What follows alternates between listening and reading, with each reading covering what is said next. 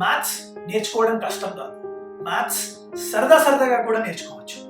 నేను Neelakantha Bhanu Prakash, the world's fastest human calculator గా పేరు పొందాను. మేము మీ ఎక్స్ప్లోరింగ్ ఇన్ఫినిటీస్. ఎప్పటిలాగా కాకుండా కొత్త విధానాలతోటి మీ అందరికీ అర్థమయ్యే రీతిలో మేము మీకు మ్యాథ్స్ నేర్పించబోతున్నాం. మా దగ్గర ఉన్న ఎక్స్పర్ట్ ట్రైనర్స్ మీకు టీసాట్ ద్వారా ఈ సేవలు అందిస్తున్నారు.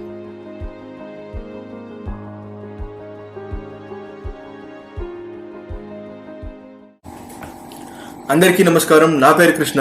నేను ఎక్స్ప్లోరింగ్ ఇన్ఫినిటీస్ తరఫు నుంచి మీ ముందుకి ఇంకో వీడియోతో పాటు వచ్చేసాను. ఈ వీడియోలో మనం సెక్షన్ ఫార్ములాని ఇంకొంచెం ఎలాబరేట్ చేసి సెంట్రాయిడ్ ఆఫ్ ఎ ట్రయాంగిల్ అంటే ఏంటో చూద్దాం.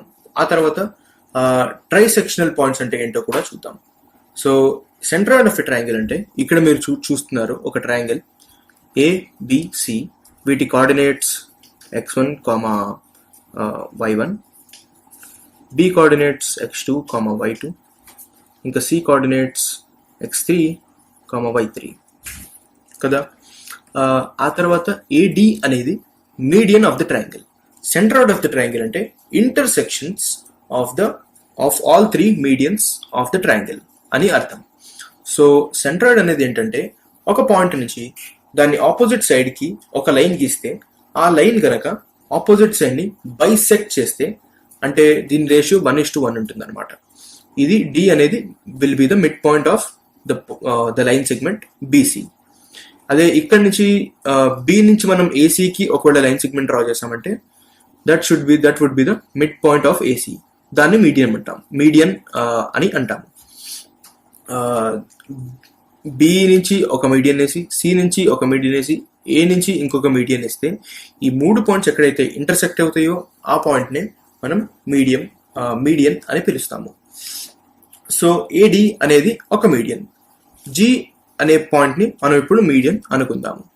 ఇంకొక ప్రాపర్టీ ఏంటంటే ఈ మీడియన్ ఈ AD అనే లైన్ సెగ్మెంట్ ని 2:1 రేషియోలో డివైడ్ చేస్తుంది.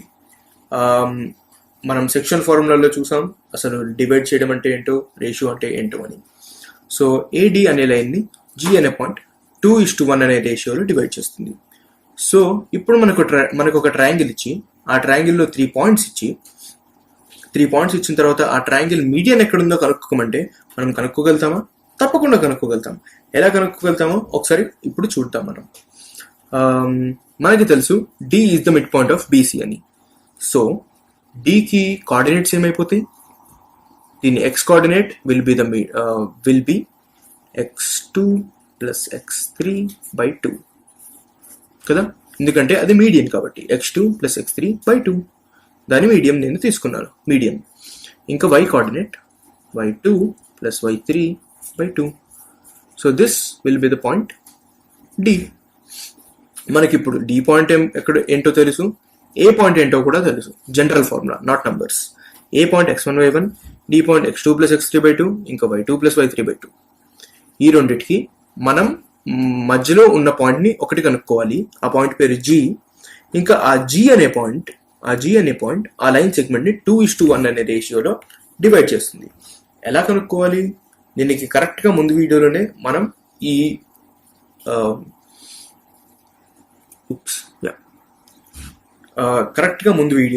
మనం దీనికి సెక్షన్ ఫార్ములా అనేది ఒకటి చూసాము. x, y, x కోఆర్డినేట్ ఏమో ఇది, y కోఆర్డినేట్ ఏమో ఇది. సో మనకి M1 ఇంకా M2 ఏంటో తెలుసు. M1 ఏమో 2, M2 ఏమో 1. x1, x2 కూడా తెలుసు.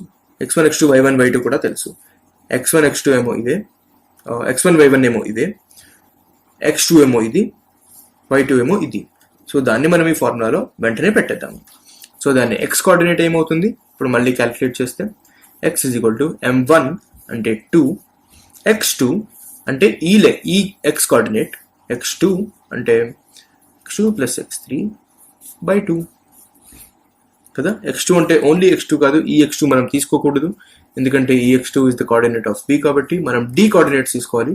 D కోఆర్డినేట్స్ మనం ఆల్రెడీ డిరైవ్ చేసాం, ఎందుకంటే అది మిడ్ పాయింట్ కాబట్టి. సో ఇది 2 into x2 ప్లస్ M2 అంటే 1 ఇంటూ x1 అంటే ఇక్కడ x1 x1 by m1 plus m2. So 2 plus 1 కదా. సో దీని వాల్యూ వచ్చేసరికి 2 క్యాన్సిల్ అయిపోతే ఇక్కడ x1 ఉంటుంది, x2 ఉంటుంది, x3 ఉంటుంది. So x1 plus x2 plus x3 by 3. ఇదే విధంగా మనం yకి కూడా క్యాలిక్యులేట్ చేస్తే y1 plus y2 plus y3 by 3 అని వస్తుంది. సో ఇది మన G పాయింట్ వచ్చేస్తుంది. G అంటే centroid. x1 plus x2 plus x3 by 3, y1 plus y2 plus y3 by 3. ఇప్పుడు మనకి క్వశ్చన్లో ఏదైనా ట్రయాంగిల్కి 3 వర్టైసెస్ కోఆర్డినేట్స్ మనకి ఇచ్చేసి దాని సెంట్రాయిడ్ ఏంటో కనుక్కోమని అడిగితే ఈ ఫార్ములా వాడి మనం డైరెక్ట్గా కనుక్కోవచ్చు. కరెక్ట్. నెక్స్ట్ మనం చూడబోయే కాన్సెప్ట్ ఏంటంటే trisectional points. So trisectional points అంటే ఇప్పుడు ఇలా ఉన్నాయి అనుకోండి, 2 పాయింట్స్. ఇందాక మనం చూసాం ఏ ఇంకా బి. సో ఇక్కడ 2 పాయింట్స్ ఉంటాయి ట్రైసెక్షనల్ పాయింట్స్ అంటే. ఈ trisectional points will divide the whole length into 1/3. So suppose PQ అనుకుందాం. సో ఇది 1 ఉంటుంది, 1:1:1 రేషియోలో ఈ 3 లైన్ సెగ్మెంట్స్ ఉంటాయి. ఈ P:PQ QB విల్ బి 1:1:1 కదా. సో మనం పాయింట్స్ P ఇంకా Qని కనుక్కోవాలంటే సేమ్ ఇందాకటి మెథడ్లోనే మనం కనుక్కోవచ్చు. దీని పాయింట్స్ x1, y1, దీని పాయింట్స్ x2, y2. ఇక్కడ Pని కనుక్కోవాలంటే మనం ఏం చేయాలి, 1:2లో కనుక్కోవాలి. ఇది 1, ఇది మొత్తం 2 కదా, 1 + 1 2 కదా. సో 1:2 అనే రేషియోలో ఈ P అనే పాయింట్ ఈ లైన్ సెగ్మెంట్ని డివైడ్ చేస్తుంది అనుకుని మనం P అనే x3, y3ని కనుక్కోవాలి. కనుక్కున్న తర్వాత Q పాయింట్ ఎలా కనుక్కుంటాం, మనం Pని మర్చిపోవాలి. అప్పుడు Pని మర్చిపోయి Q point will divide the whole line segment in 2:1 ratio అని అనుకుందాం. సో సపోజ్ మనకు వచ్చిన ఫార్ములా ఏంటి, ఇంతకుముందు సెక్షన్ ఫార్ములాది m1x2 plus m2x1 divided by m1 plus m2 కదా, comma m1y2 plus m2y1 divided by m1 plus m2. ఇది మనకు వచ్చిన సెక్షన్ ఫార్ములా. ఈ సెక్షన్ ఫార్ములాలో మనం ట్రైసెక్షనల్ పాయింట్స్ని కనుక్కోవడానికి P పాయింట్కి mని 1 అని పెడతాం, m2ని 2 అని పెడతాము. So x2 plus 2x1 divided by m1, 1 plus 2 actually 3 అయిపోతుంది, ఇది నాట్ m1. ఆ తర్వాత yని కూడా అట్లానే m1 will be equal to 1 and m2 will be equal to 2. So y2 plus 2y1 by m1 plus m2 అంటే 2 + 1 3. ఇది ఒక పాయింట్ అయిపోతుంది కదా, 1:2లో డివైడ్ చేస్తుంది కాబట్టి P. ఇంకొకటి Q will be equal to m1 ఇప్పుడు 2 అవుతుంది, m2 ఇప్పుడు 1 అవుతుంది, ఎందుకంటే అది 2:1లో డివైడ్ చేస్తుంది కాబట్టి. ఇదే నేను ఇంకొంచెం చిన్నగా వేస్తాను డయాగ్రామ్ని. ఇదే డయాగ్రామ్ని AP AB, ఇక్కడ P ఉంది, ఇక్కడ Q ఉంది. సో ఇది 1:2లో డివైడ్ చేస్తుంది, ఇదేమో 2:1లో డివైడ్ చేస్తుంది కదా. సో ఇలా ఈ ఫార్ములాని వాడి మనం ఇందులో సెక్షన్ ఫార్ములాని వాడి మనం P కనుక్కోగలం, ఇందులో సెక్షన్ ఫార్ములాని వాడి మనం Qని కనుక్కోగలము.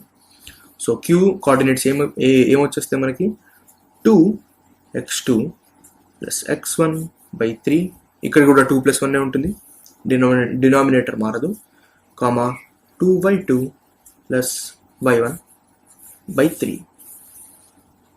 So this will be the formula to calculate the 2 points, the 2 trisectional points on a given line segment.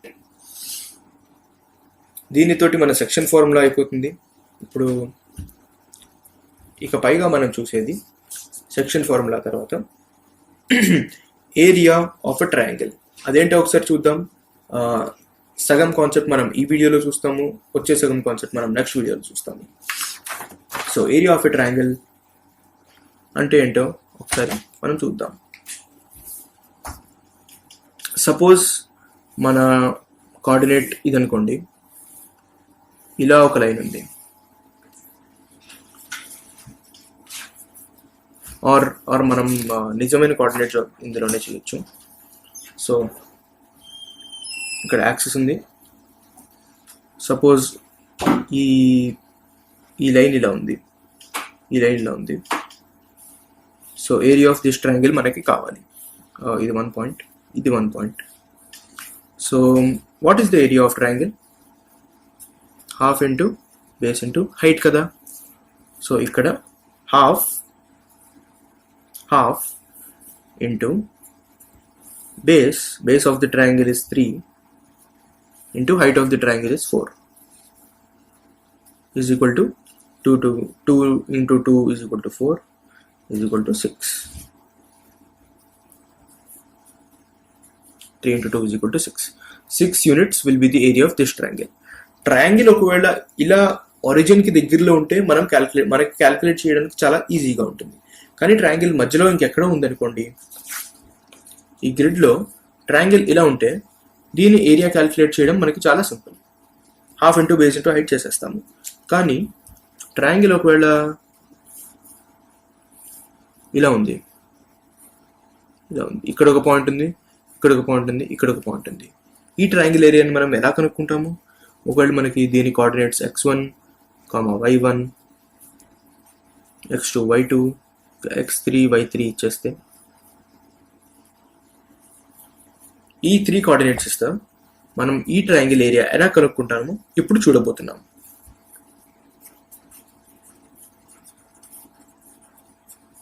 Area of a triangle. So let us consider, ఇక్కడ ఇలా ఒక గ్రిడ్ ఉంది, ఒక కోఆర్డినేట్ గ్రిడ్ ఉంది. ఎక్కడన్నా ఉండొచ్చు, ఫస్ట్ క్వాడ్రంట్లో, సెకండ్ క్వాడ్రంట్లో, థర్డ్ క్వాడ్రంట్లో, ఎక్కడన్నా ఉండొచ్చు. ఈ గ్రిడ్లో ఒక ట్రయాంగిల్ ఉంది.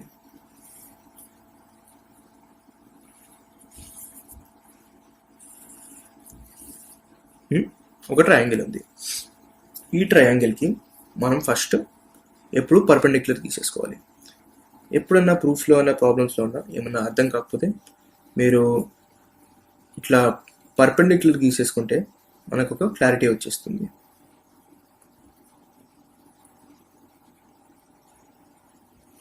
సో ఇవి perpendiculars to the X axis కదా. మనకి కావాల్సిన ఏరియా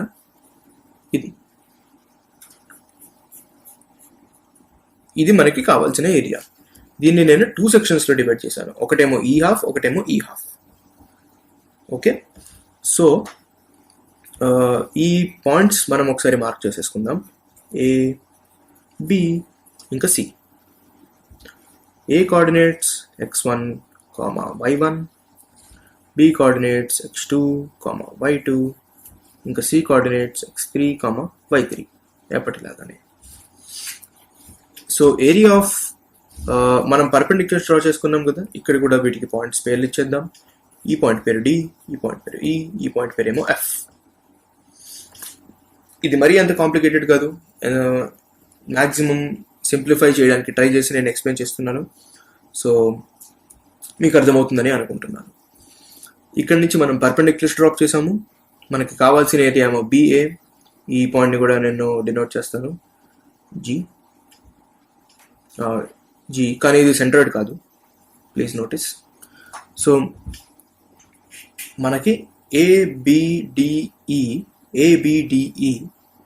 అనే ట్రెపీజియంలో, ఇది ఒక ట్రెపీజియం కదా, ఏబిడిఈ అనే ట్రెపీజియంలో ఏబిజి ఏరియా కావాలి, అంతే. ఏబిజి ఏరియా కావాలి. ఇంకా ట్రెపీజియం ఏఈఎఫ్సిలో మనకి కావాల్సిన ఏరియా ఓన్లీ ఏజిసిది కావాలి కదా. ఇది మనం ఏరియా ఆఫ్ ట్రయాంగిల్ ఎలా డిరైవ్ చేస్తాము, ఇప్పుడు మనం మనకు కావాల్సిందంతా ఇక్కడ నోట్ చేసేసుకున్నాము. ఇది పాయింట్స్ పేర్లన్నీ. ఏరియా ఎలా క్యాలిక్యులేట్ చేస్తారో మనం వచ్చే వీడియోలో చూద్దాం, సరేనా? ఈ వీడియో చూసినందుకు ధన్యవాదాలు. మరికొత్త లెసన్స్ తో, కొత్త వీడియోస్ తో మేము మీ ముందుకి రాబోతున్నాము. అప్పటిదాకా మీరు వెళ్ళి exploring infinities Instagram, fastest human calculator Instagram, ఇంకా యూట్యూబ్ లో ఎక్స్ప్లోరింగ్ ఇన్ఫినిటీస్ కి లైక్, సబ్స్క్రైబ్ ఇంకా ఫాలో చేయండి. అప్పటిదాకా లెట్స్ లెర్న్ మ్యాథ్స్ నేర్చుకుందాం. సరే